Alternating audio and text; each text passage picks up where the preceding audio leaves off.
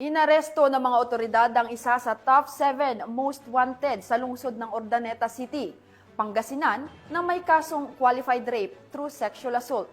Matapos ang matagumpay na operasyon ng pulisya sa nasabing lungsod. Yan ang balitang tinutukan ni Police Corporal Mark Anthony Pico. Arestado ng mga tauhan ng Urdaneta City Police Station ang isang tricycle driver sa kasong qualified rape through sexual assault sa Barangay Kasantaan, Urdaneta City. Kinilala ang suspect na si alias Elmer, 41 taong gulang, may asawa at residente ng sabing barangay.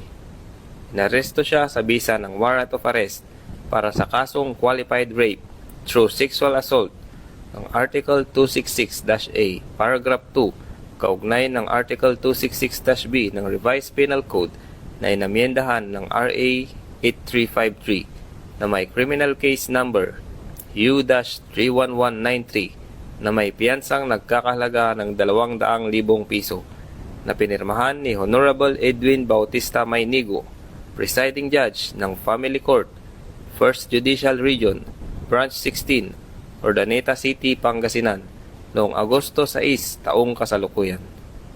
Dinala ang naarestong suspect sa Urdaneta District Hospital para sa medikal na pagsusuri bago ipasok sa estasyon ng pulis para sa wastong disposisyon. Patuloy ang paalala ng pulisya sa publiko na makipagtulungan sa mga otoridad sa pamamagitan ng pagbibigay ng impormasyon ukol sa mga wanted na personalidad upang mapanatili ang kapayapaan at kaayusan sa komunidad. Mula dito sa Ilocos Region, ako ang inyong PNN correspondent, Police Corporal Mark Anthony Pico, alagad ng batas, tagataguyod ng Balitang Pulis.